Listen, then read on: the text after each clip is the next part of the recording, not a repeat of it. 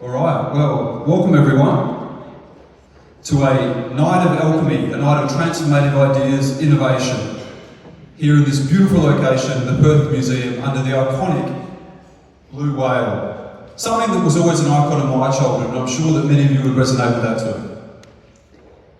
My name's Clint Browning, and I'll be your MC for this evening, and I'm really excited to be here, and I can't wait to spend the evening with you all.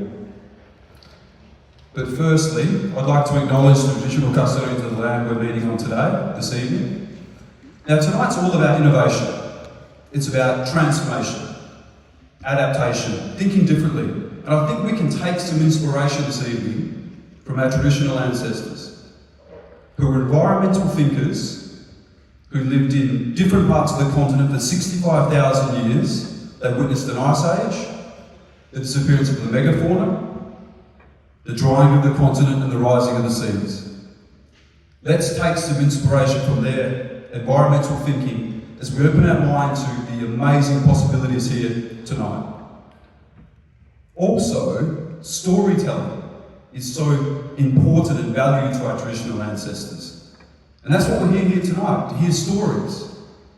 Stories of hope, inspiration, and stories of innovation. So with all of that front of mind, I pay my respects to elders past and present.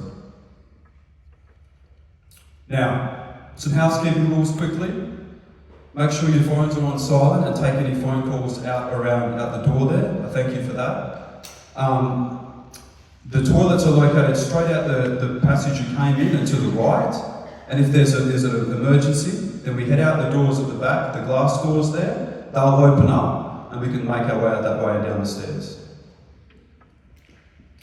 All right, well, I was so excited to secure this MC gig. A good friend of mine, Shill, offered me the opportunity. He's the person that comes here and normally MCs this event. So I want us all to acknowledge Shill and also say that we miss him. We could all do that now. We miss you, Shill. But I am thankful that I am taking Shill's spot this evening, though. Now, when I first got this opportunity, I was so excited about it. You know, I actually rang my dad as soon as I was confirmed. And I was trying to explain to him what it was all about. I was like, innovation, you know, people pitch what they're going to do, startups, you know, innovation, Dad, you know, that kind of stuff. And I was like, alchemy. He's like, what does alchemy mean? I was like, I don't know. He said, we better find that one out, mate. So, can I ask you all now to turn to the person next to you and explain what alchemy means to you tonight, in the context of tonight's event. I'll give you 60 seconds, and this night's all about connection as well, so introduce yourself as well. You have 60 seconds. Thanks. Can I ask anyone in the audience to stand up and tell them what it means to them? Surely one or two people will do this. Yes?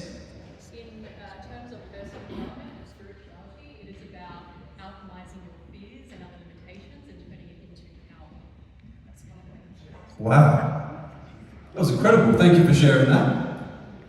Anyone else want to follow those massive shoes?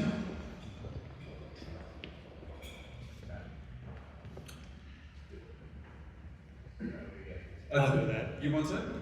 Fantastic. Jen says I have to. There you go. So alchemy is the turning of base metals into gold. And for me, particularly here in Perth, what this event about is bringing diverse people together and making something much, much better out of it. So. Wow, fantastic. Thank you for sharing that. Two excellent explanations of what it means to them. It's very impressive, those actually, I have to admit. Anyone else lastly? Well, thank you for sharing.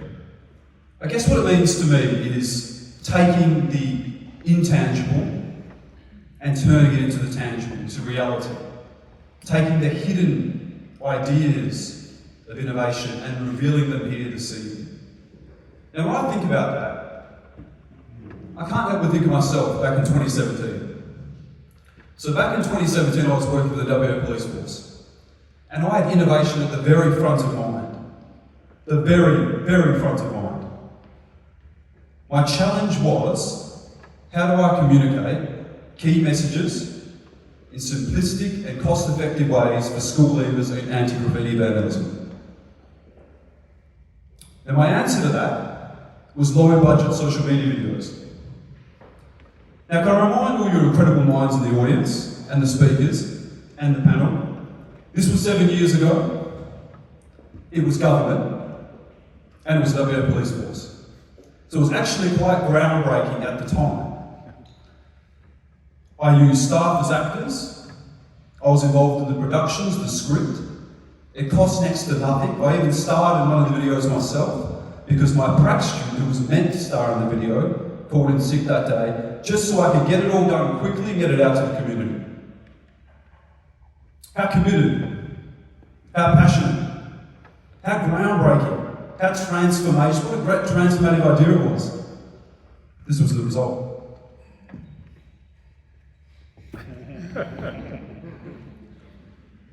This video is the single most awkward piece of film in the history of ever.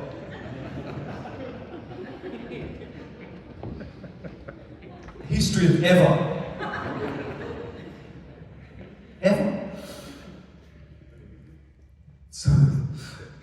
So in my current position, we're always about trying to innovate in the front line. I work for the Department of Communities, and it's the child protection workforce where under pressure we need new ways to work. So I always think about this quotation when I think of that matter. Innovation isn't born from the dream, it's born from the struggle. I can certainly resonate with that quote when I think back to this time in my life.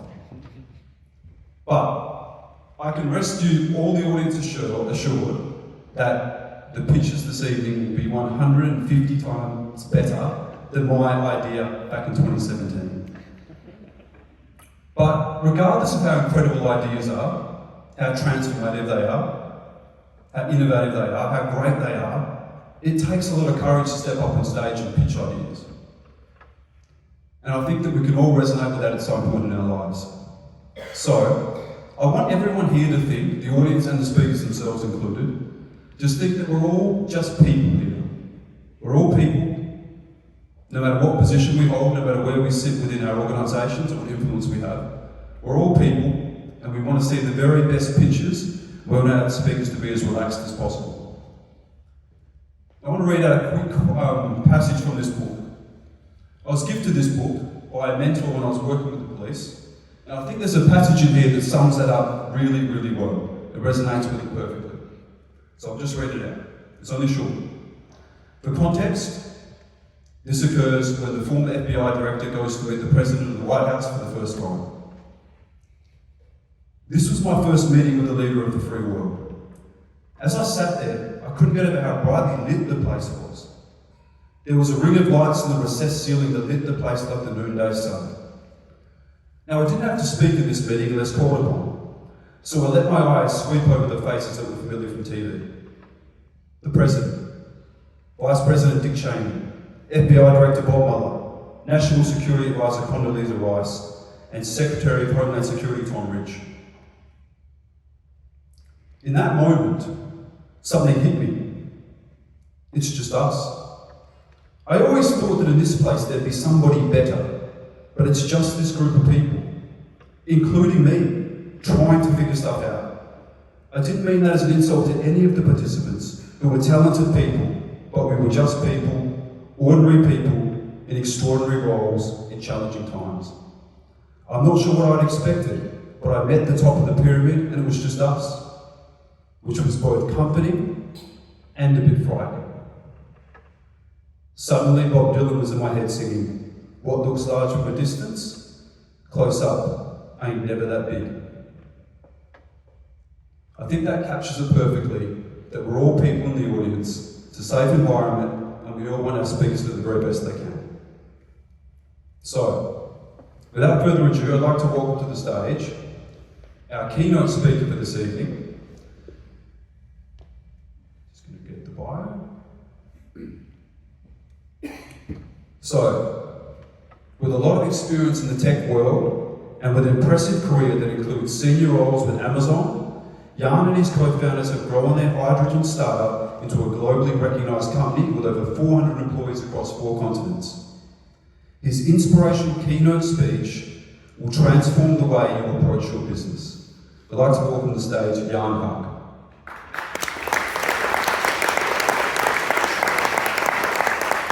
Thank you so much for the introduction, and that is maybe overselling it a little bit. I do have some notes, but I'll probably manage without them. I think the most important thing that I'd like to really talk to you all about today is, and I'd like you to go away thinking about, is where are you underestimating yourself? Because what I'd like to share with you today are a couple of moments, really key moments in my career, where other people have seen capability in me that I didn't see myself. And it actually doesn't take a lot of those opportunities to have a really compounding impact if you are able to capitalise on them. So, hello everyone, my name is Jan Haak. It's a bit of a mouthful, spelled Jan. It's confusing. My mother-in-law is Jan, and our names are spelled the same. It does make Christmas cards rather awkward at times. Oh, there we go, that's me. I'm going to move forward. Okay. But I do want to share a little bit about my career journey, but also start with who I am. And this is my family. This was Christmas Day. I'm actually wearing my pyjamas here. This is Lucy, my daughter who's 3, Sarah who's 6, and my wife Emma. And a lot of the decisions around chasing the work that I do are around staying in Perth. I've often tried to actually leave Perth because there's lots of innovative things happening all over the planet. But I've had this opportunity to try and bring interesting work to me in some of the experiences that I've had. And that means I have family, I have community, and I have a wonderful life surrounded by things that are really, really important to me. And when you're building a business, the balance of family time, keeping yourself fit and healthy, and doing your work, I think are complementary. And so I won't give too many life tips, but I think the most valuable possession and purchase I have ever bought in terms of impact on my life is a running pram. Because I get to take my 3-year-old, both of my daughters running, I get to spend time with my mates, and I get to relieve some pressure on my wife, who's often the primary carer. And I like to view what I do in life as trying to create that flywheel of value where 1 + 1 doesn't necessarily equal 2. And this is about 2 years into my experience at Amazon, and I was just chatting to Marcus Tan, who I had the privilege of being the Amazon Web Services Solutions Architect to help Health Engine's technology roadmap. I'm a software engineer by background, and so when I started at Amazon, I was the 4th employee of AWS, which is a building block. If you are a SaaS startup, you're probably looking at using Google or Amazon or Microsoft platform.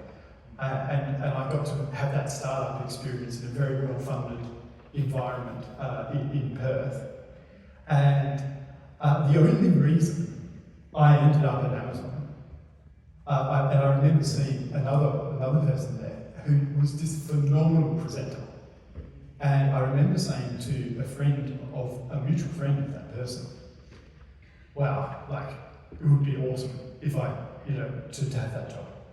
And he said to me, you know they mentor you through to do that. They coach you.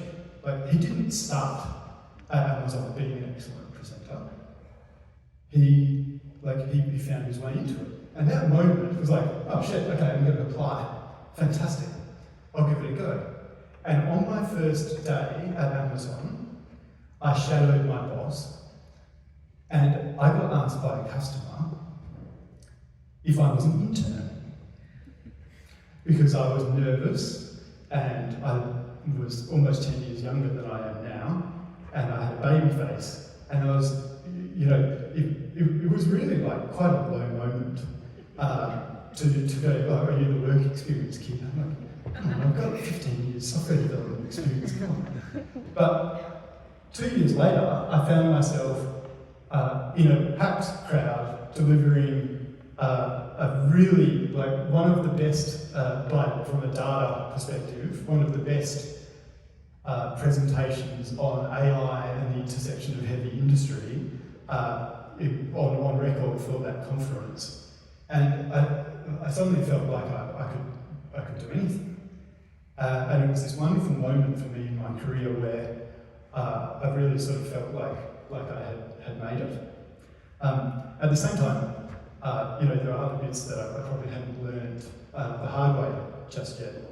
And at that point in time, I got approached by a mutual friend and headhunted and I got a call to say, would you like to be to have a discussion around being the CEO of a software-based security startup?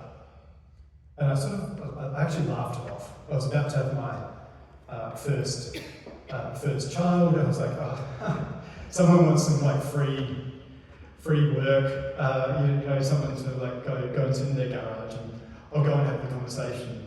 And I went and had the meeting, and this company had raised $30 million of venture capital already, and it had 30 staff. And I remember thinking, who on earth would think that I, like nerd young, I'm a solution architect, I'm not a business guy. Who would think that this guy could be a CEO of like a real company, like a grown-up-ish company, as grown-up as startups could be? And of course, I had the conversation, and the hiring manager said, wow, you're awesome, you've got great energy, you definitely have the tech, you understand the business, but you've got no P&L experience and you're not really a grown-up. So, you know, thanks and everything, but that was a massive moment for me. Because I was like, oh, okay, maybe I should go and try and get some management experience. And my mentor at Amazon started talking to me about the fact that, you know, in modern business, you know, employee-employer loyalty is pretty slim. You know, no one tends to work 30 or 40 years for the same employer. But if you think about your career in terms of a mission or a set of experiences that you're trying to get, you can really go and find some really good mutual opportunities. And so I found myself through a very, very long and weird connection with a business called First Mode. First Mode was an engineering consultancy building the barely possible. And that was the slogan, and it was focused on hardware development. And I'll get to my why, and I'm probably going to run over time, so I'll get to it a little bit later, but it was a consulting engineering business, and I had the opportunity to be a very, very early employee of First Mode, but also the founding director of the business in Perth. So that photo is actually in WeWork, and I was next door for a little while to Tash, another one of the judges for TechVisa, who now does all of our talented migration into Perth. But that was a bit of a learning moment, and I was like, have I made the right decision? We were a consulting business doing really, really cool engineering. Like the founders did a whole bunch of Mars rovers. The original, our CEO was the principal engineer on Spirit and Opportunity. I have colleagues who have Mars rovers named after them. We were doing this amazing zero-emission powertrain for a mining company to convert the biggest haul trucks in the world to run on hydrogen fuel cells. It was awesome. And I just wanted to be a part of it. So I jumped over and started as the GM and director. 4 months later, we decided we would wear pink on Wednesdays. We had our own little peculiar culture. The border was shut and would remain shut for some time. And as a business that had 40 staff in Seattle and 4 in Perth, and I was the leader of the Perth team, that was slightly distressing for me. And 2 years in, we had a 6,000 square metre workshop, which is about a kilometre that way. We had 55 staff. We were billing more than $2 million a month in revenue. We were the highest, most profitable part of the business by a country mile. And we were having an absolutely awesome time. And this was one of our two-year party, actually in Northbridge. It was a great night. But one of the consulting pieces of work that we did was the reason I joined First Mode. And being in Perth, you're often associated, find yourself working with mining companies. And First Mode was audacious enough to reverse engineer the engine out of one of the biggest haul trucks in the world, pile a whole bunch of hydrogen fuel cells together in a conglomeration that made more electricity than anyone had ever made from fuel cells before. Enough energy to power more than a city block. And squash it into a haul truck that's driving around a mine site in South Africa. More so, make it operationally successful for a year. And this idea captivated the industry, and suddenly we closed a deal with Anglo American mining company that basically took over control of the business, but put us at over $1 billion valuation. And we completely changed our business model. We're no longer a consulting business, we are a product business. And we're selling a hydrogen fuel cell truck.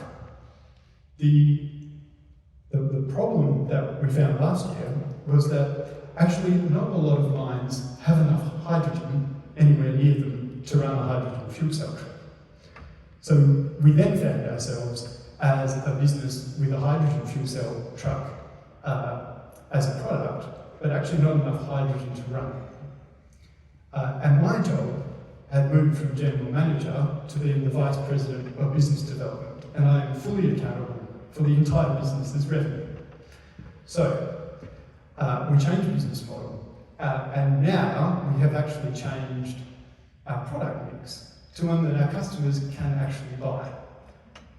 And that means we are selling in the longer term hydrogen fuel cell truck retrofit kits. So the mining trucks that customers already have on site.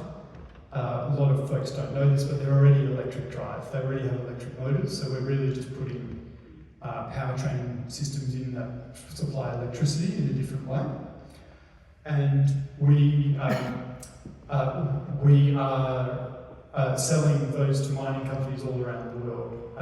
But the biggest base of our customers are in Chile, where I've got a small team, in South Africa, in Canada and North America, and obviously Australia is a huge chunk of our market. It has been a really, really interesting personal growth journey for me, and I really would challenge you to think about the assumptions that you're making about what you're capable of. Because I would not have necessarily 10 years ago told you that I would be accountable for a unicorn and its entirety of its revenue in the multiple hundreds of millions of dollars accountability from being a computer science software engineer 10 years ago, and it's all been largely because of my mentors and people who have told me that they can see something in myself that I can't. So for those of you pitching tonight, absolutely, my heart goes out to you in terms of the ideas that you're presenting, and good luck. And I think you're incredibly brave, and I'm really looking forward to hearing from you. Thank you very much, and have a lovely night.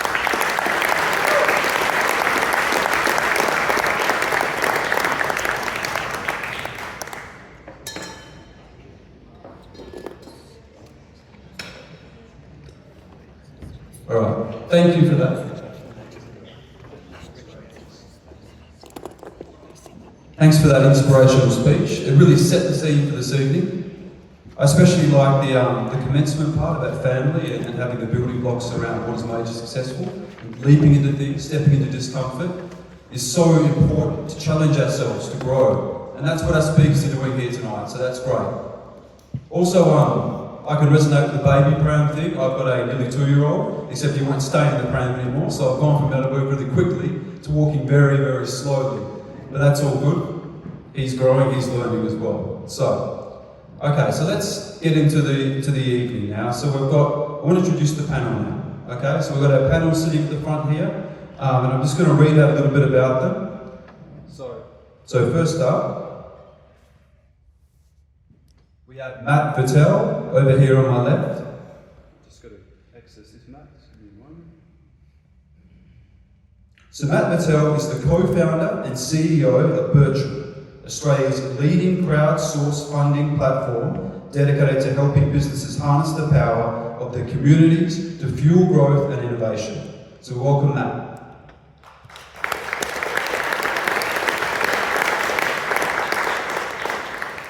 Next to Matt, we have Natasha Pravat. Natasha is a seasoned entrepreneur, co-founder of TechVisa, an angel investor who is deeply embedded in Australia's tech and innovation ecosystem. Let's welcome Natasha.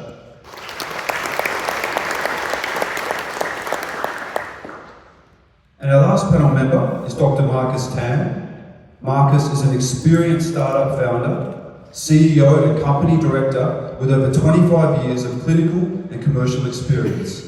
His diverse career spans the health, technology and investment sectors. Let's welcome Marcus.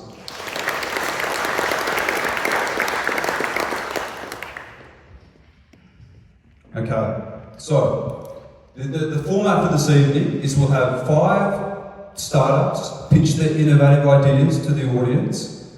They each have 4 minutes to do their presentation. After that 4 minutes, there'll be a 2-minute period where one of the panel members will ask a question of the presenter, and we'll get the answer, and that's how we'll go from there. So I have a very difficult job this evening.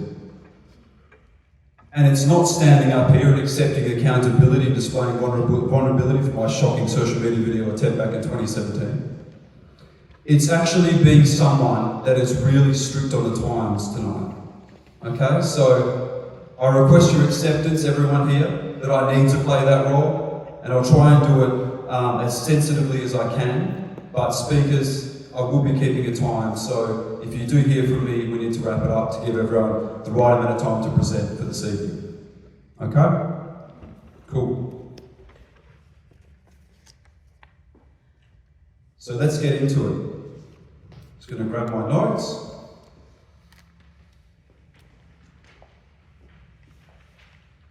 Okay, our first speaker this evening, we have the founder of Matilda.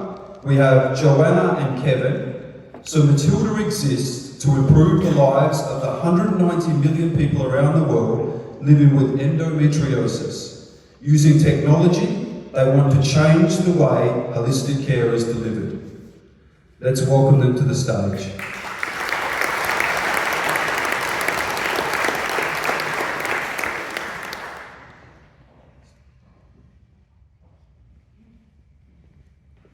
Welcome to Matilda.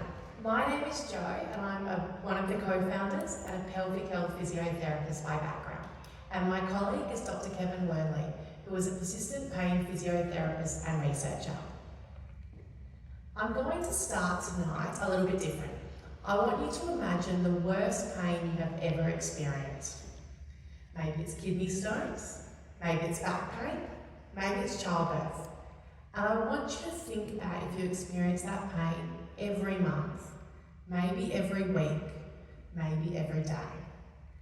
This pain touches every facet of your life. It impacts your ability to work, to socialise, to exercise, and to form meaningful relationships. This is endometriosis. Endometriosis is a chronic inflammatory condition where tissue similar to the lining of the uterus is found in other parts of the body. It's characterised by heavy bleeding, pain, bladder and bowel problems, difficulties having sex, fatigue, and it impacts every facet of someone's life. Essentially, it's chronic and there is no cure. It's a big problem, impacting 1 in 7 people assigned female at birth, making it more common in Australian women than diabetes. It's also expensive, costing the Australian economy $9.7 billion every single year. Like most chronic conditions, it's managed with surgical care, medical care, and holistic care. So physios, dietitians, psychologists, naturopaths. But unfortunately, this care is not affordable or accessible. So if you think, I'm going to introduce you to someone called Ella. So Ella has surgery for her endometriosis, and she's put on the oral contraceptive pill. But her symptoms don't improve, so she's told to see a physio, a dietitian, and a psychologist. But time off work is costly, driving to these appointments, and then the actual cost of these appointments being between $100 and $300 each. She can't access this care. So we've built Matilda. Our first product is a membership model, which allows people like Ella to track their symptoms and lifestyle habits to better understand where holistic care could fit in. They can learn about their symptoms and how to optimise them, and they can connect with other endo warriors helping them on their journey. We also offer access to clinicians through our live and on-demand class schedule. And our second product is honing down on the pre and post-surgery time frame. So we know that holistic care can help improve surgical outcomes. And so we are delivering that digitally because you wouldn't have a knee replacement without pre and post-op care. So why now? 10 years ago, you wouldn't have heard of endometriosis. But there has been a boom in awareness and funding in this space, making it the right time to revolutionise how we treat these people and set a standard of care around the world. We have early traction with our MVP, with users from 28 different countries, higher than industry standard conversion rates, early revenue, and 2 B2B sales to complement our direct-to-consumer model. We also have a growing social media community. And if you see here, our 5-star review calling our app a godsend. We know that the framework we've created at Matilda for endometriosis is not limited to this condition and can be applied to other chronic painful conditions, which is on our roadmap.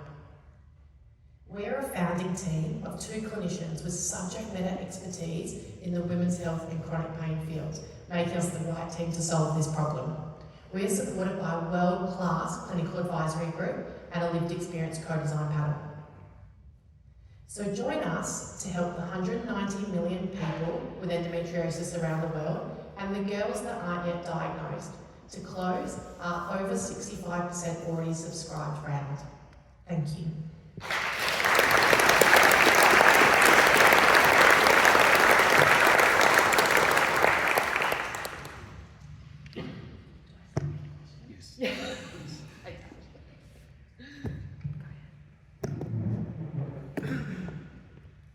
First. Excellent presentation. In terms of your attraction, I'm really keen to understand what's working for you in terms of your 1,300 users from 27 countries, which is excellent. What have you found has worked to find users? Yeah, so we at the moment we're on a 38% from social media, so we know that this cohort, so about 18 to 35-year-olds, get a lot of their information from social media. So we have organically grown on social media without very limited paid marketing so far. So that's part of our referral base. But I also think as 2 clinicians that are well networked within this field, we have had 40% referrals from health professionals.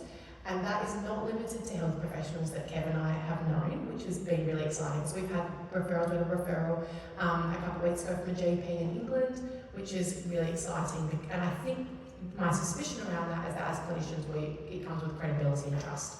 So as founding members. Excellent, that's awesome. And just really quickly, Yeah. the funds, what's the use of funds? So the use of funds are, we've currently got Sapphire, who is Sapphire Carter, who is our tech lead, and we'll be able to fund her full time, and also to have a part-time CTO, Isaac, who you saw on our slide deck, and also for some paid marketing and some very small founder wages to continue on. Yeah, so to continue on so that we can reduce, we're currently still working clinically, so to reduce that and to be able to still work just a little smidge for that credibility. Brilliant, thanks so much. Thank you. I'll ask you later. Thank you for that. Sorry, I didn't realise.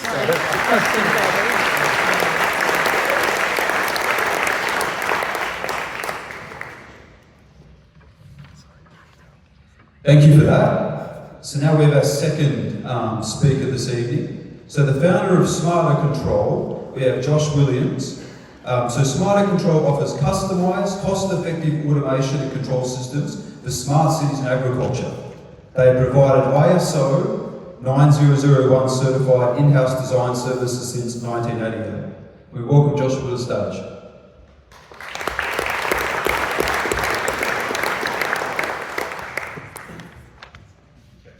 Check. There we go. Okay. Good evening, everyone. Hank DeGraff is actually the founder of Smarter Control, but I'm very passionate about what he's doing, and I'm here to tell the story. We've got 4 minutes. And we are looking here at a park that is managed by a council, local government, and local governments all around the country spend $15 billion a year on maintaining parks and sites and public open spaces around every city, town and rural community around Australia. So that actually drills down to $70,000 per day is spent on maintaining parks, gardens and public open spaces. There's a few problems with this. It's expensive. So it's not an accident that there's a van there. To inspect these parks and gardens, the council teams have to physically go and inspect them because they are blind without being on site. Each of the parks and gardens they inspect may have an irrigation system, a floodlighting system, public toilets, a barbecue system, a whole heap of technology. All of these technologies are challenged because some of them are reaching end of life with 2G, 4G and upgrading technology, and they're all siloed data. Every single system is an expert at controlling that system, but an irrigation system cannot control a floodlight system. A floodlight system cannot control public toilets. What we have built is something different. Through our technology, we've taken the brain out of the park and we've put it in the cloud. And this allows council teams to manage alerts of every site in their area by understanding real-time intelligence of something went wrong or we need to send a team to do it. And one of the reasons it is expensive, as I mentioned, is physical inspections. If you're a council that has 50 barbecues located around all of the suburbs in your area, that means sending a crew or multiple people once a week to visit 50 barbecues. Whereas with our technology, they can see, hey, only 10 of the barbecues we use this week. So we can slash operational costs and drive efficiency through local government. Our controllers and the technology we use is universal. They have a lifetime warranty, and they're able to move from irrigation into floodlighting, into public toilets, into EV charging systems, whatever the council, whatever the city will need. And it's future-proof because it's in the cloud. So what happens at some councils, they get struck by lightning and the brain that drives that irrigation system is fried. To rebuild it, they have to start from scratch. With our system, we just plug in a new module, back to life. So it's a compelling hybrid model where we have hardware in the field, as well as a subscription service in the cloud, and enterprise level user management, which means the council can choose that the guys that are checking the toilets at this park can't see what's happening at the floodlights at the other park. And the council's in control, it's all managed in the cloud. The other great thing about this model is government is a great client to have. This slide is about two things. It's about our growth and the opportunity in the market, but it's also about our expansion plan. When we start working with a local government, they're not going to employ our technology everywhere. They're going to start with one park or a number of parks. There's actually 52,000 parks around Australia. So there's a massive market there, and the rest of the world is around the corner. Our attraction today is actually signing 10-year contracts. This is the town of Port Hedland. We're looking after their tech until 2032. We've got 572 other councils to talk to. This is our team of engineers locally. We have another development team offshore. And what we're looking for today is more time. I'm going to run out of time, and your opportunity is to talk to me about the next conversation and keep this going. So don't let the story end here. While you're here tonight, you can ask questions now, but come and see me or Hank, and let's set up a meeting to talk about the opportunity to be a part of this story. Thank you.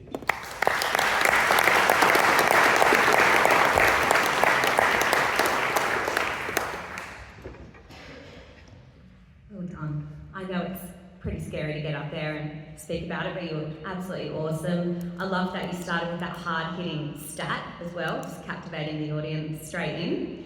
So, in terms of the early adopters product, innovative councils such as Port Hedland, for example, jumping on board, how has it been received and how has it sort of iterated, that first iteration, happened with the development? Where has it sort of pivoted you? Yes, I'll pass over to Hank, but I will say that Hank has been able to achieve nearly 80% penetration into the West Australian market with one of his products for IoT. So this is not the first pilot. We actually have we're nearly 10% national penetration for a range of IoT products, but I'll pass over to Hank. Yeah, basically what happened specifically with the town of Port Hedland is they had, that was in 2014, they had a tender out, they want to upgrade their irrigation system. Now by that time I'd already developed a control system that could do much more than just irrigation. And the interesting part of that particular invitation is, well, you don't need to come to site, just send us your quote. And I thought, that is BS. You can't do a proper quote without going to site. So I got myself a train ticket and flew up the mountain to Port Hedland, looked at what they wanted to do, got an understanding for local people what they in the long term wanted to achieve. And I thought, I've just got the product. I can do this. And this is how it started off. And we've been working with them for 8 years. And 2022, they said, we want you to work with us for another 10 years. And that's where we are now. It's awesome. Well done. That's great. Sorry, run out of I time. think we're only one question. We're allowed one question. Yeah, Is that yeah, right? sorry, Yeah. panel. You can ask us more questions after. Yeah. Yeah, absolutely. Absolutely.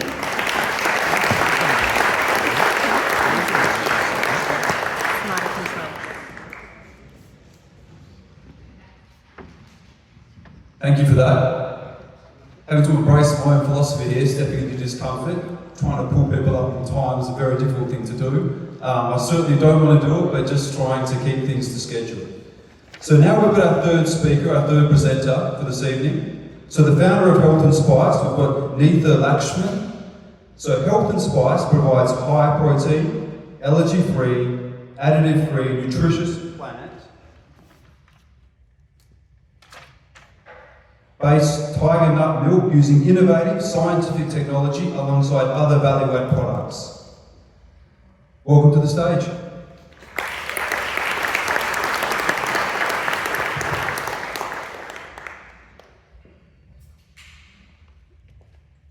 Glad I have a stage to raise my height.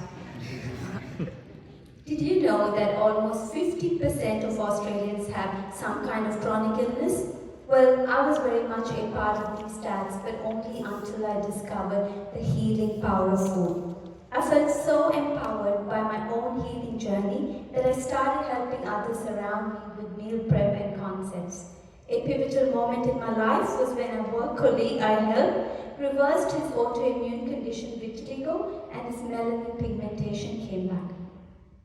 I felt so empowered. And then I started helping other people around me.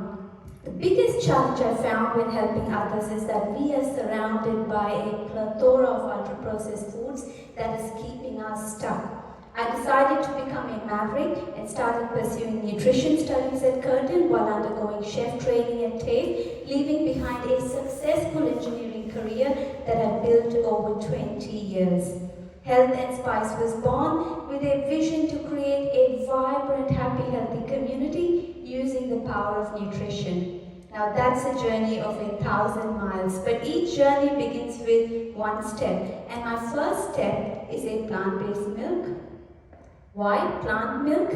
Come on, let's face it. Isn't a good cup of coffee the official alarm clock for most of us Aussies? Hang on, I hear some sharks saying, "This is an overcrowded market, you must be crazy." Well, I am crazy like most women, but let me tell you that there is a crying need for this product in the market. The plant milks in the market today are all allergen based. They either contain soy, gluten, almond, nuts. These are not suitable for people with allergies and insensitivities. Now they are also containing additives that are highly inflammatory and disruptive to the gut and the endocrine system. Now when you don't add these additives, the milk doesn't froth and taste like I'm not saying that, let's say hospital food, right? They also contain very low protein. Now our milk is made from tiger nuts. Tiger nut is not actually a nut, it's a tuber that is completely allergen free. Our milk contains 0 additives yet can froth beautifully. Now we also have one of the highest protein content, as you can see here. All of this is possible due to the innovative scientific processing technology developed by Curtin University, our research partner. And we have an MVP now that's ready for market.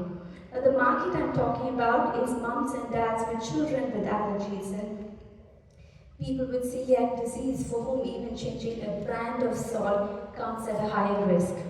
Now I still hear some sharks screaming, "This is all good, you want to spread love, but how are you going to fill the pocket? Show me the money." So let's talk some numbers here. We are talking about a market size of over 500,000 people with food allergies and sensitivities. Now this and a growing population of health conscious people like the intelligent ones in the audience here. I hope I haven't lost the men when I said intelligent. So on a serious note, I'm talking about a community where we're not just adding a product, what we add is food security, we're adding food safety, we're adding quality of life, and this is where the value becomes, the price becomes secondary and the value we create becomes priceless. So who's ready to join me to milk this golden opportunity and turn it into a global business? Thank you.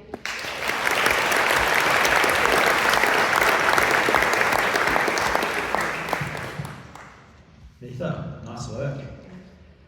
Just interested, obviously, how much traction have you actually got in terms of having a product either in market or sales or contracts? We have an MVP now that's ready to go to market. It's about 3 months away, and then we're ready for scaling. And just quickly on that, just with the scaling side of things, I've never heard of Tiger Nut, so I mean, nutrition is obviously very important, but how easy is it from a supply chain perspective to get Tiger Nut? So at the moment it has to be imported from Spain or Niger, but we've had contacts with DPERD and the environment over here is conducive for producing that when we have economy of scale. And this is basically gluten-free, nut-free, grain-free, allergen-free, refined sugar-free, but it tastes delicious. So there is, fingers crossed, the market loves it. I believe it does. I have some for tasting tonight, and you guys are please welcome to have a taste. The milk's not available for tasting. We've got to go through food safety, but not the tubers are. So I'm apparently on a roll. So, so as far as competitive advantage, you mentioned that. Is there any IP associated with processing of it, or what is it? That's right. So we are going for patenting. The IP will belong to the business jointly with Curtin University. And actually, I'm just going to ask a last one for you as well. So if we look at consumer behaviour, you know, you go down a supermarket aisle, as you said, and it's an entire aisle of alternative milks. How can you ensure and I guess take on this market, really stand out amongst the competitors? Yeah, so I've got all the supermarket milks on the shelf over there. So it's a taste test one to know it's.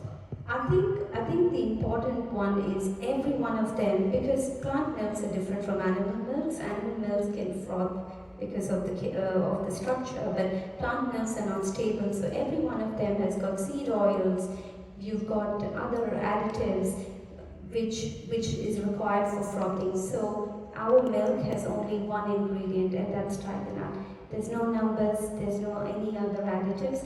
It tastes, I shouldn't say it tastes great, because that would be me not being true, because anything that's natural has a taste which is natural to whatever that product is. And if a cat goes through a wash station and becomes a dog, then you know that it has been ultra processed. So I believe in minimally processed food, and I will keep up with that commitment. So it's the taste and the frothiness of this product. The taste would not be as bad as the almond milk. It would be better than the almond milk, but it wouldn't taste like this barista, cool, frothy milk that you have that's inflammatory to your gut, and it's disrupting the endocrine system, which are small proteins that has to travel from the thyroid all over your body, and now you putting all these emulsifiers. Excited to try.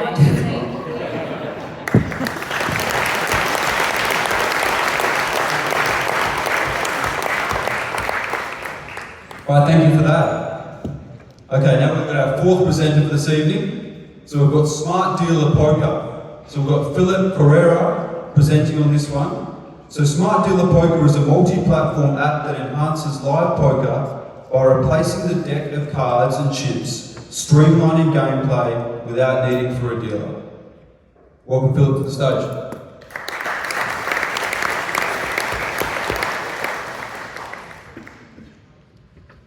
Hello everyone, my name is Philip Correa, co-founder CEO of Smart Dealer Poker. Imagine if hosting your poker nights with friends was as easy as streaming your favorite TV show on Netflix. That's the visual driving us. Today, I'm here to show you how this product is reshaping the way that we are playing card games in person. We start with poker, but aiming for much more. So let's start. When it comes to hosting a poker night with friends, there is always a job that everyone tries to avoid, which is being a dealer. Being a dealer is like a goalkeeper in soccer. It's essential, but really difficult to find someone willing to take on the role. So how they solve that problem today? Taking turns among the players, designated dealer, this was me, that's why I come up with this idea, or hiring professional dealer, which can cost around $30 per hour plus chips here in Perth. That's great, right? The fact that someone is willing to pay to solve that problem confirms there is a demand for a solution. That's why we come up with this idea of the app that does the work so the players can focus on the fun. So we believe that the players should experience the thrill of playing poker without the hassle of being a dealer.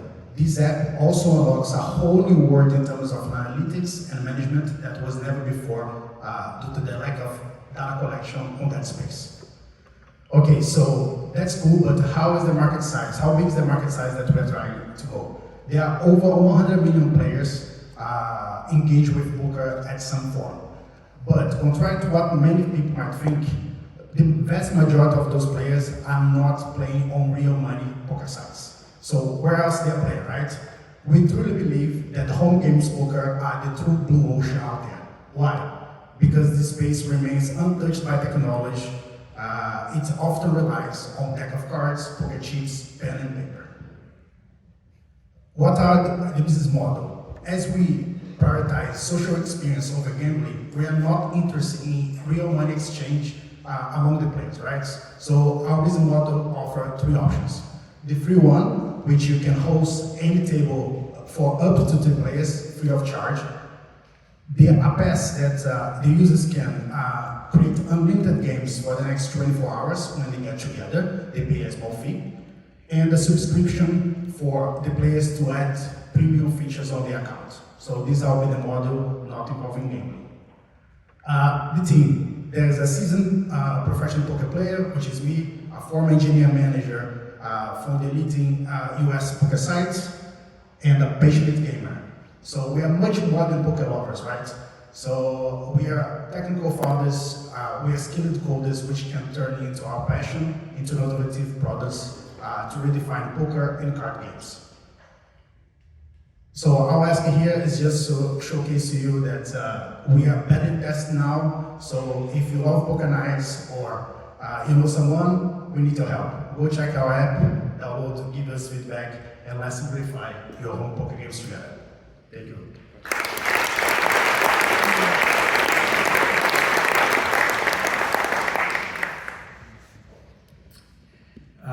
Excellent presentation, thank you. How's traction going? How activity, downloads? Yeah, so that's a good question. So we launched the beta testing for the closed beta in March. So we ran like 2 months among friends, like 20, 30 close friends. Because of we got selected here, we kind of kick off the advertisement. So we did organically, social media, product hunt, Reddit, so on, and Facebook ads as well. So now we have 200 downloads. The retention is a little bit low, but we have like already like signs of positive feedback. So as startup days, we received an email from Germany saying that it's not available there, Austria as well. So what should we do? Google Analytics. So that's early. Yeah, so we have 200 users and a lot of positive sentiments at the moment. One for you. So you talked about prioritising social experience as well. So how can you ensure that Smart Dealer Poker is actually enhancing rather than detracting from human connection, which is such a big Perfect. I think I left this picture here because it tracks like it's not imposed. It's kind of like there's also social experience maintained, right? So we are not staring the cell phone. And if you use any other platform that it's available there in the market, they would like you facing the cell phone like this. Yeah. And we don't want that, right? But we want them to have fun and social connect. So have drinks, have a chat. So, and we believe that these products meets that purpose.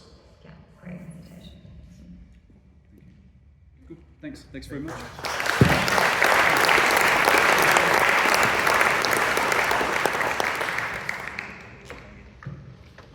Okay, thank you. So now we're on to our final speaker before we break for a short break. So we've got the founder of WaveX, Simon Renwick. This is renewable energy. Deep tech converts the motion of ocean waves into renewable electricity to fill the gaps where there is no sun or wind. Welcome to the stage.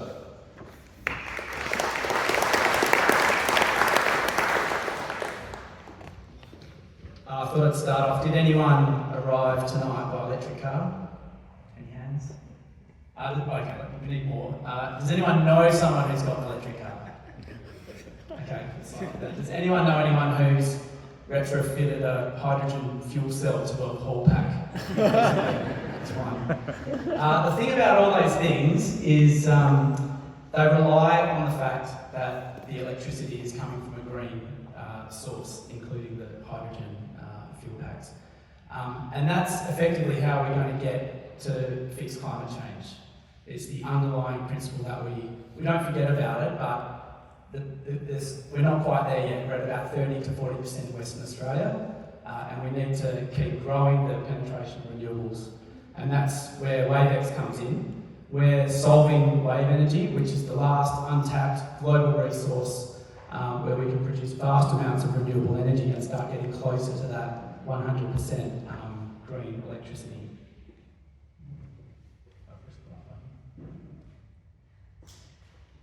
So the number underlying this is the fact that 98% of our renewable electricity that we generate actually comes from just 30% of the planet, which is land. So we're actually ignoring 70% of the planet, virtually ignoring 70% of the planet, which is our world's oceans. So we know that we need to move to our oceans if we're going to get to our target and meet climate change targets, net zero by 2050. There's basically two resources in the ocean, which is waves and wind. And the technology exists for wind energy. We all know about wind turbines. but there is currently 0 commercially available wave energy devices that can convert that resource into green electricity. That's right. The reason for that is because most of the devices sink or wash up on the beach after the first storm. There's decades of moderate success in this field. What we've done is we've completely flipped the traditional approach to wave energy. We've used our oil and gas nous born right here in Perth, in Western Australia, and we're the first people to take a real oil and gas approach to solving the wave energy problem. That's an image there. A couple of things we're doing. We're doing lots of things, but it's the first one with no moving parts underwater. It's critical. We have no foundations, which is one of the most expensive elements of other technologies.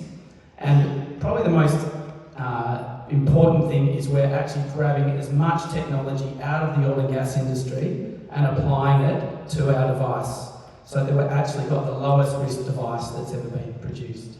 And in that way, we can actually produce megawatts of electricity instead of kilowatts.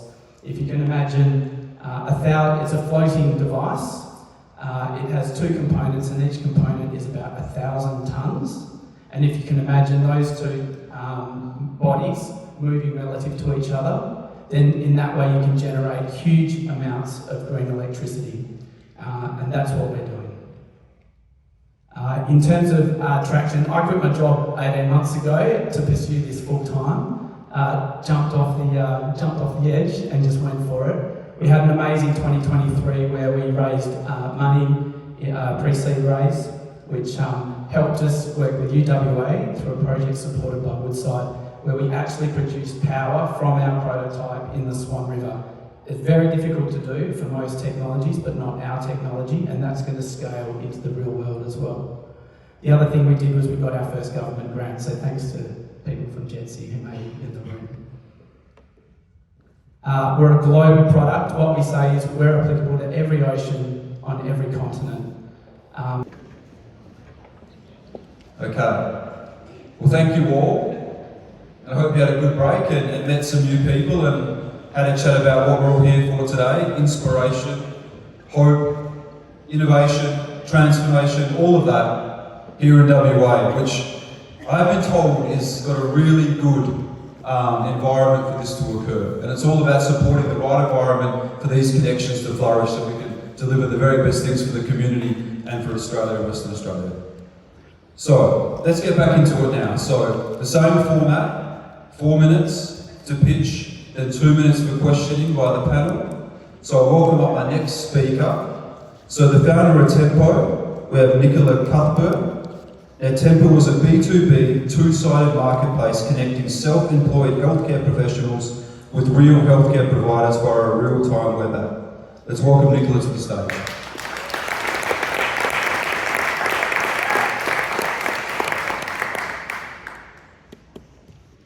Hi everyone, my name is Nicola and I am the founder of Tempo. I've got a very strong Scottish accent, so I hope you all understand me okay. So Perth, we have a major problem. At the minute, we are currently plagued with healthcare shortages. Thousands of health professionals are leaving. They're leaving because they're burnt out, lack of flexibility in shifts and family commitments. Now in 2021, I was one of those people. I was a clinical nurse manager of a residential care home. I had 105 residents, 200 staff in the middle of the pandemic. It was absolutely exhausting. I was also a single parent with a mortgage, and my son was in before and after school care 5 days a week. Talk about mummy guilt. I knew something had to change, and I thought to myself, what can I do? The waiting times are getting bigger in hospitals. They're closing wards down. In fact, just on Tuesday, St John of God announced their closure of their maternity unit due to staff shortages. So I decided to start my own business. I thought, let's give it a try.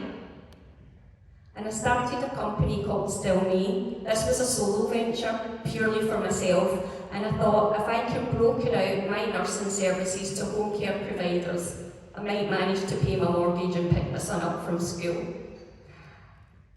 Very quickly, I got a contract which gave me 250 clients, and I thought, how on earth am I going to manage this? I put a message out on Facebook and very quickly got hundreds of replies from other nurses desperate to work shorter shifts, do the school drop-off, do the school pick-up. I brought a couple of them on board as self-employed nurses, and in just over 2.5 years we've managed to generate just over $1 million in revenue. So I knew there was definitely a need for it, and I knew there was a lot more health professionals out there in the world like me who wanted flexibility. Then came Tempo. Tempo's a game changer for me in the healthcare industry. So it's a two-sided marketplace for B2B. So healthcare professionals who are self-employed can pick up shifts that suit their needs and suit their work-life harmony. And also for providers who want to fill their shifts and their gaps in hospitals, home care settings, GP surgeries and so on. It's cost saving and it also saves time. Currently what we do at the minute is we either work short, which leads to burnout, we offer staff overtime, which increases burnout, or we use healthcare agencies. Now these are very costly and very time consuming. There's also about 100% markup on using agency staff. WA Country Health announced recently that last year they spent $125 million on agency staff alone. New South Wales North, $148 million, and in residential aged care, it's even worse. They're spending roughly $3 million a day on healthcare staff that are agency, and that's over $1 billion a year.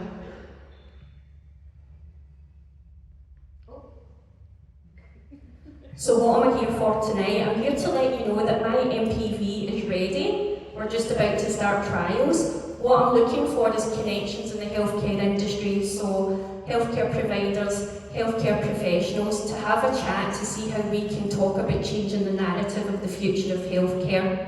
Thank you.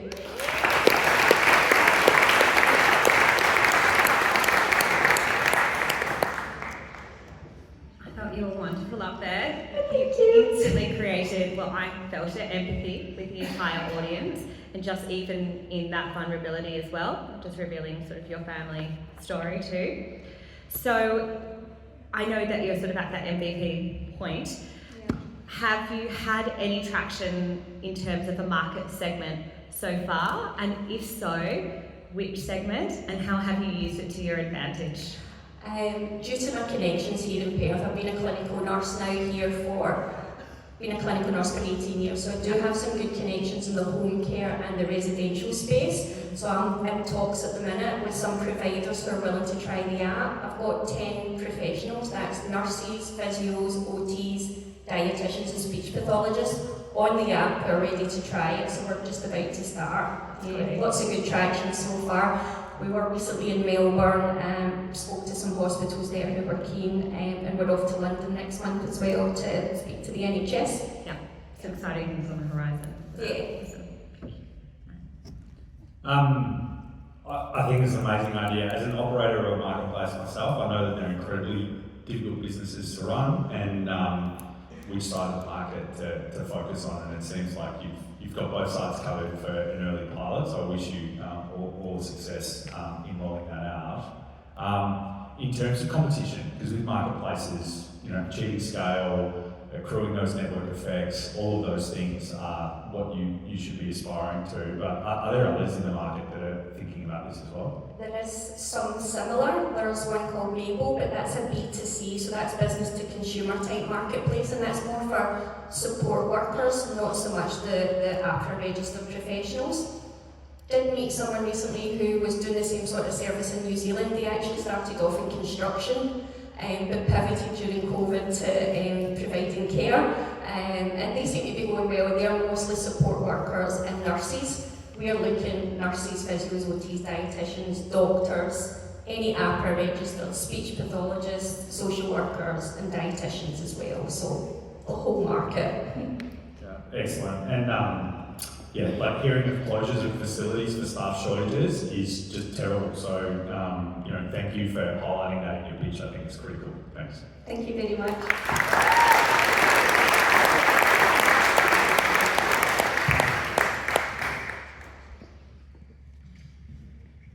Thank you. Okay, our second speaker of the second half of this evening. So we have Janvi from Edible Cutlery.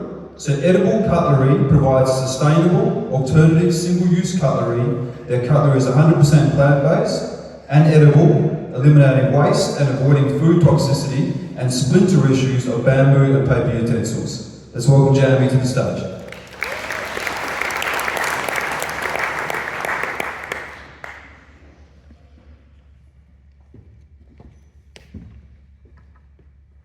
So, plastic cutleries that were used 2 to 3 generations before us are still intact in our landfills.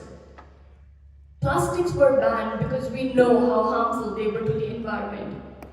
And what did we do about that? We replaced them with other disposable cutleries that cause newer problems. For example, your paper cutlery, it gets soggy too quick, and bamboo, that causes splinters. And we all know that. So, many parts of the world are phasing out these kind of single-use cutlery and replacing them with sustainable alternatives. In Australia alone, 9 billion single-use cutlery are being disposed every year, causing massive waste. So, if not these, then what else? Well, the future of cutlery is here, and it's delicious too. It is functional, just like your ordinary cutlery. It is plant-based, it is nut-free, and since it is food grade, it is free from any regulatory changes. Now, I don't want to teach you how to use a cutlery, but when I say it is edible, the first instinct is to eat it, just like a biscuit. And although it looks and probably tastes like one, we recommend you use it as a cutlery first and then eat it only if you choose to. We are Australia's largest range of edible cutlery, with these products available in sweet, savoury and unflavoured range. Here's a snapshot of our timeline. We started in December 2022, and this year our focus is on increasing sales. Our cutlery, they have a shelf life of 12 months, and the cutlery that reaches near shelf life, they could be treated as animal feed. Now it lasts for 20 to 60 minutes depending on the temperature of your food or drink. And we're proud to say that we outperform all the other alternatives in terms of carbon, water and energy footprint. What is the market size? Well, we're creating a category between 23 billion single-use cutlery and 63 billion tableware just in Asia Pacific. We compete with bamboo cutlery like Biopack. Good Eddie, they produce only plastic cups. And Use and Eat, they were our closest competitor and we acquired them. Where do we sell? We're available directly through online and e-commerce platforms. We are also available through distributors, hospitality and retail chains. In 16 months alone, we have been able to prevent 220,000 single-use cutlery from being phased out. And as I mentioned, we are available both on online and retail platforms, and we are trialing with some of the brands that you may recognize. These brands have trusted in us. So who among you is ready to switch to a cutlery that is not just good for you, but for the environment too? So scan this QR code to enter into our crowdfunding campaign that is available just for 2 days now. Because we envision a world where the only thing that gets left behind is a smile on your face. This is Janvi signing off.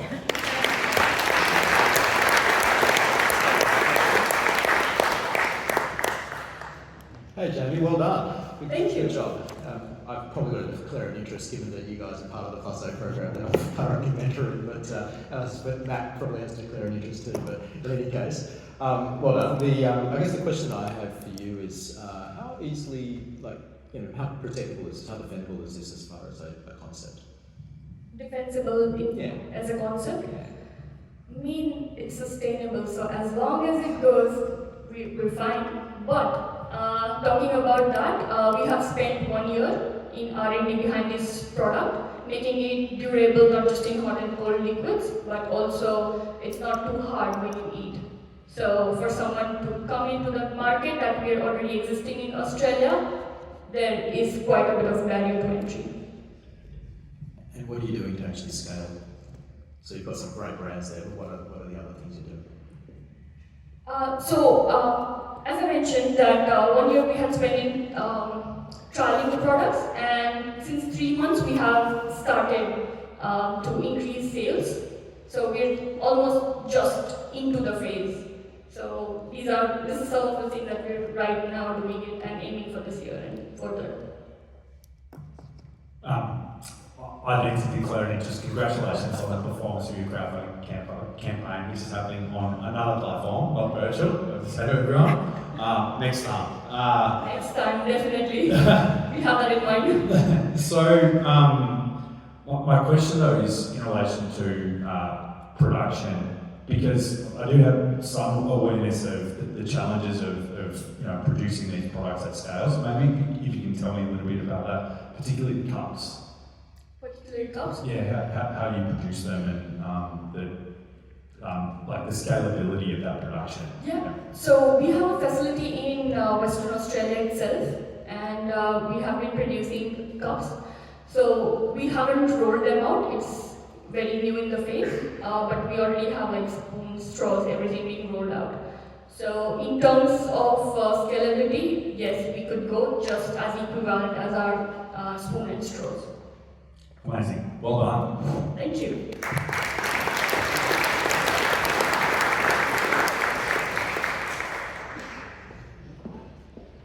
Okay, thank you. Okay, on to our next presenter. So we have Ryan and Sinead who go on. They're from Vertec Digital Decals. Now, Vertec Innovations introduces digital beer tap decals, animated LCD screens that enhance tap displays and offer media services and advertising for new revenue opportunities in the venues. Let's welcome to the stage.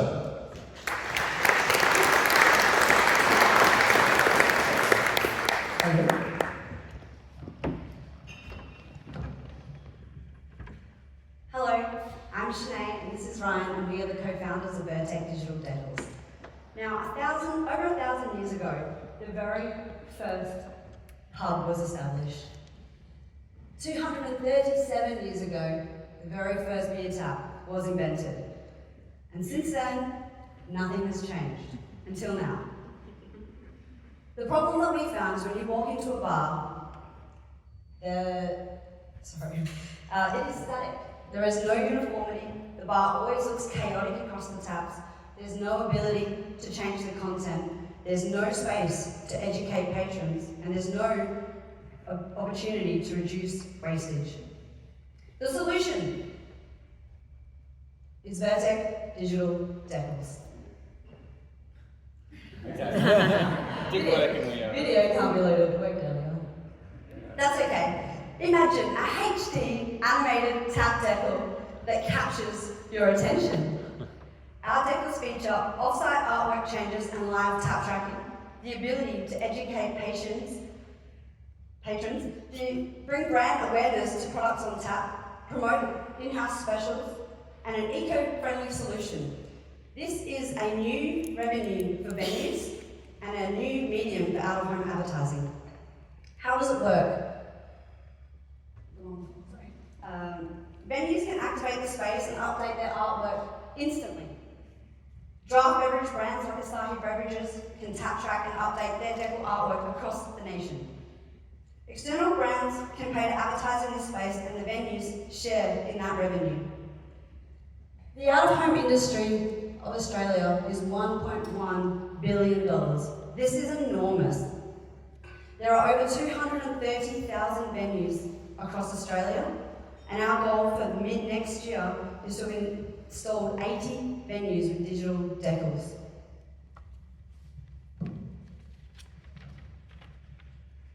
How the decals work. They are remotely accessible via a web-based portal running on a SIM. All our decals will have access to this portal for content changes from either brand or venue. We have 3 revenue streams: decal sales, the hardware, portal subscription and ongoing revenue, and external brand campaigns, a place where advertisers can pay to advertise in that space. For the past 3 years, we have been proving this concept, and now we have developed the remotely accessible digital decal. We are now ready to scale. As you can see here, from mid-2025, we are aiming to have installed 80 venues with digital decals. This is $13.2 million worth of total revenue and only 0.03% of the Australian market. Cool. Allow me to introduce the Vertec team. So I'm Ryan. I have 10 years experience in video production within the Perth advertising and marketing industry. So I run all things motion design and video for Vertec. Sinead has 6 years experience being immersed in this market and runs the day-to-day and project direction. And Matt Boardman, our CTO, everything IT Matt covers. Here he is. Matt oversees our portal build and our media integration. So why are we here today? We're here to be introduced to investors that can help spearhead our growth and scale. We want to lead this market and grow, lead this untapped market and grow faster than our current resources will allow. Scaling our business has huge potential for revenue and profit. Thank you for letting us pitch Vertec Digital Decals today, and please reach out to find out more.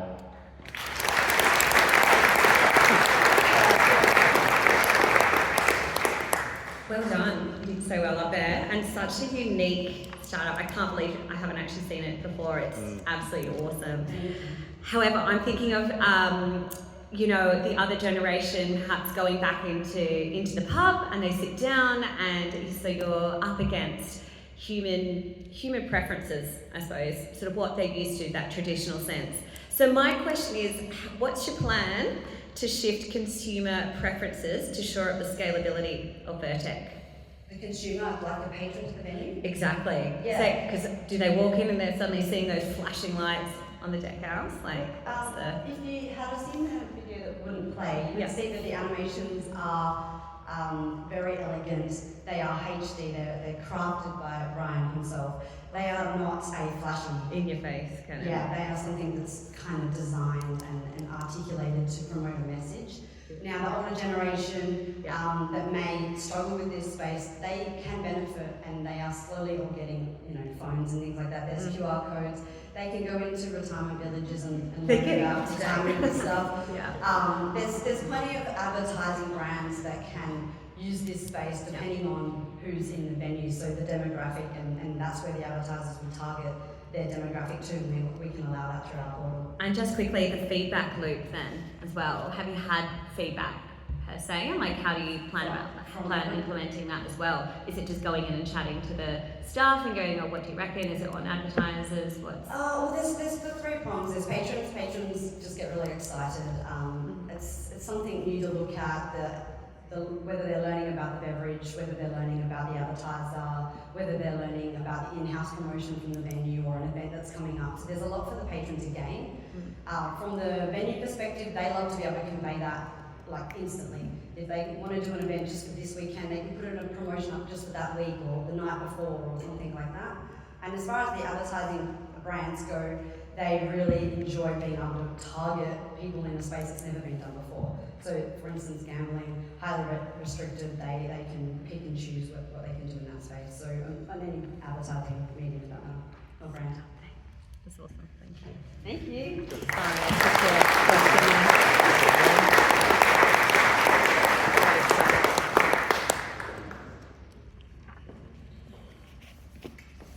Okay, our next presenter from Concha, we have Ronnie coming up to the stage. Concha is a voice dating app that allows users to send voice notes or make calls upon matching, helping verify genuine connections and prevent ghosting or catfishing. Welcome Ronnie to the stage.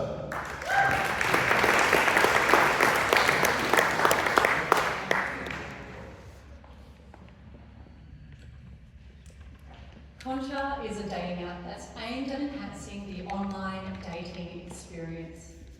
At the heart of Concha, the first contact you make with your match is by sending a voice message or having an in-app phone call. This enables real engagement, a more human connection. How many people experience ghosting on apps? They have texting fade-outs and get scammed. This all happens on text-based dating apps daily, and millions of people suffer the emotional pain of rejection by exchanging texts with fakers and time wasters. Not only that, they lose money from being scammed. The problem is real and it happens every day. These people are losing their emotional energy, they're losing trust in dating, and it is wasting their precious time. Text-based dating apps don't enable real engagement, they don't enable that seamless human connection. This is where Concha comes in. We enable users to have that first point of call by using your voice. So you can send a voice message to break the ice, or you can have that in-app call. This enables the users to hear and feel if there is that genuine connection forming, worth pursuing a relationship, or if the conversation is just transactional and not worth pursuing. In 2022, there were over 366 million people using online dating apps. In 2027, that is set to increase to 440 million people. Additionally, dating apps generated over $2.86 billion. The market is showing no signs of slowing down. Concha is a fully functioning, stable app available on the App Store and Google Play with data from a recent trial release. We have a freemium product, and this enables users to download the app and start using it. Then if they'd like to purchase additional features, we have the micropayments, and this is for compliments, likes, calls and voice messages. Or for the frequent users, they can buy a subscription to have unlimited features. We are benchmarking ourselves to be at the top of the market. We are looking to get all the users from these other dating platforms like Tinder with their tagline, swipe right, Bumble, women make the first move, Hinge, designed to be deleted, and move them all onto Concha. Hear their voice, feel the connection. Meet the Concha team. Myself, I focus on strategy, ops, governance, and product development. I am the CEO of Concha. Sam, who specialises in marketing and finance, he is the CMO, CFO. And Zach, who is our technical product manager, he is the CTO of Concha. We are looking for investment and mentorship to help us through this next phase of growth in FY25. We have just a little bit more UI, UX and development before we can jump into marketing and scale and grow this app globally. Thank you.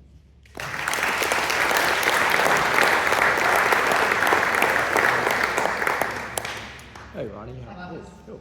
Are we on? No. what's the traction that you've had as far as numbers of users and so on? You've got something in the App Store right now, so Yes, can you tell us a little more about that? Currently, we just did a trial release in Colombia. So we have 7,000 users on the app. And the reason why we did it there is we wanted to not exhaust our credibility in the tier 1 market, so we just really wanted to test the app. And we got great downloads. So 9 cents cost per click on Google is really fantastic. Usage was really, really good.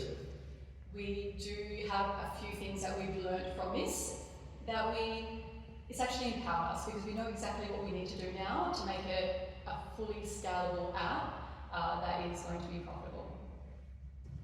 Did you get very many conversions from free to your paid tiers? Not in that market because economically they couldn't properly, the cost was an issue.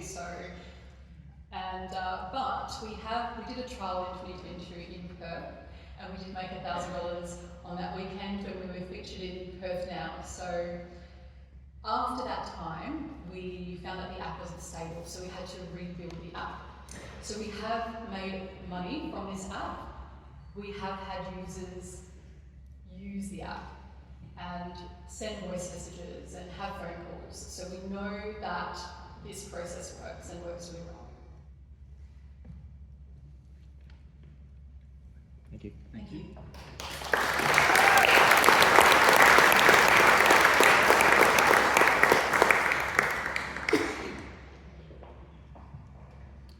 Okay, everyone, so let's welcome our last speaker to the stage for this evening. So, the founder of Twisted, we have Emma coming up to the stage to present. So, Twisted's devices use specialised electromagnetic radiation to efficiently short left or short-handed molecule forms, enhancing chiral purification over traditional, costly methods like high-performance liquid chromatography. I hope I got that right, but let's welcome Emma to the stage.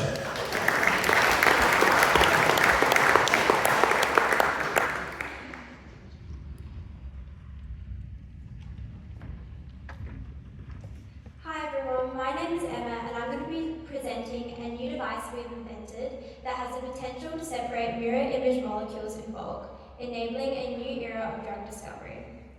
Put your hand up if you've experienced this. You go to your local chemist to pick up some headache medication, you unfold the leaflet in the medication box, and there's a list of side effects from here to here.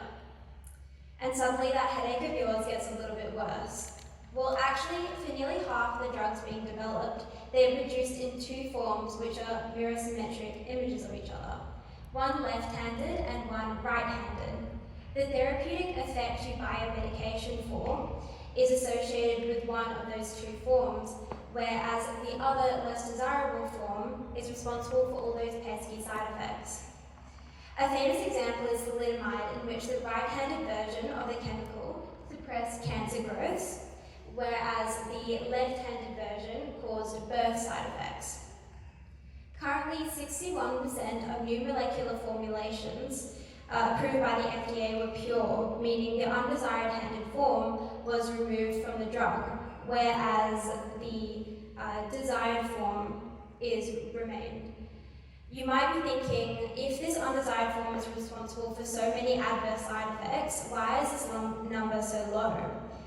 Well, it's because to separate these mirror symmetric forms, the drug industry uses devices that are slow, expensive to run at 100K per device, and produce only a few milligrams per day. This industry bottleneck means the cost for researchers to produce these drugs is too great, preventing them from running clinical trials and collecting data on their potential benefits. This means drugs are only available in their mixed form, whereas the adverse side effects from the undesired form must simply be tolerated or are avoided entirely. Currently, the market for handed separation is projected to grow to 5.7 billion per annum in 2027. It's clear that hospitals, doctors, and pharmacists value purity in their chemical formulations, and there is a huge demand for a less expensive and more efficient separation method.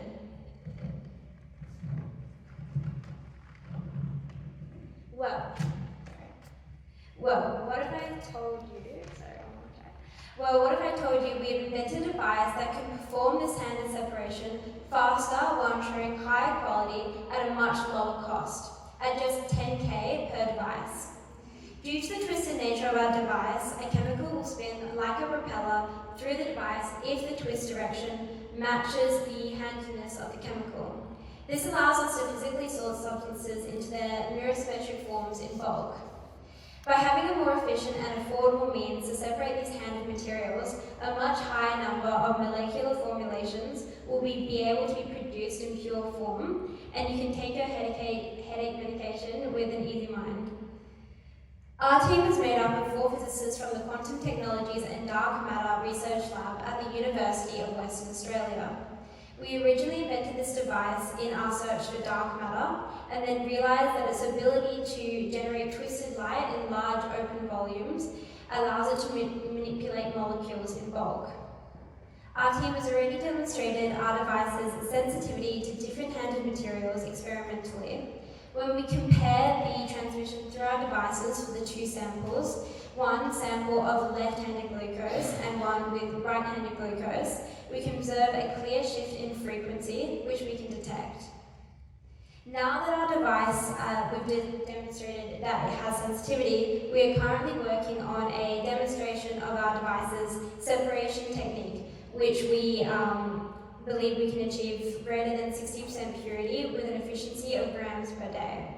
At this stage, we can then offer service-first trials of our technology to pharmaceutical companies and chemical researchers at a cost, which will fund the remaining R&D required to get our separation technique to have an efficiency of kilograms per day with 90 to 99% purity, at which point our technology will outperform any current technology. We ask for pre-seed funding in order to get us to the point that we can offer these service-first trials.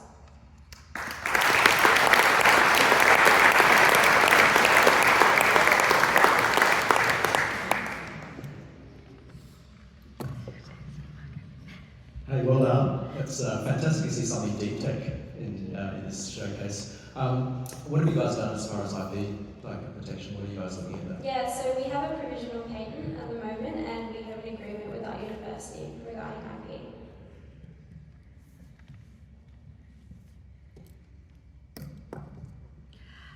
So you've got your founding team. When you're scaling this, what do the 2 next critical hires look like?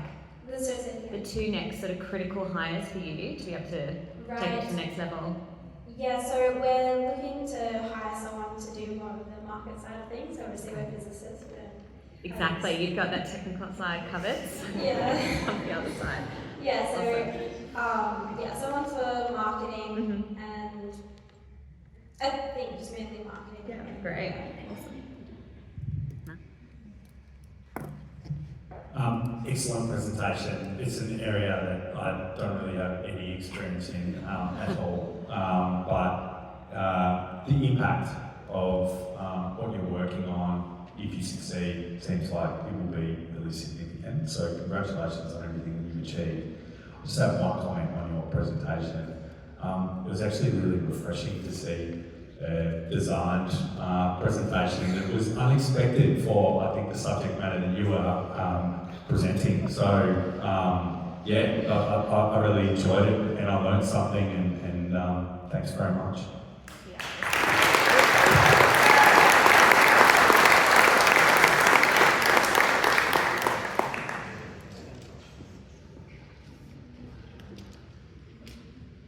Okay, well that brings us to the end of our speaking, our pitches by the presenters. So, in the second half, we've heard about a 2-sided marketplace to provide flexibility in the healthcare industry. We've heard that the future of cutlery is here and it's delicious. We've heard about using valuable space in the local pub for education and advertising. We've heard about a transformative way to enhance connection through dating applications. And we've heard about ways of enhancing purity and chemical formulation to support the healthcare industry and the consumers as well. So we'll put our hands together and give them a round of applause. Thank you.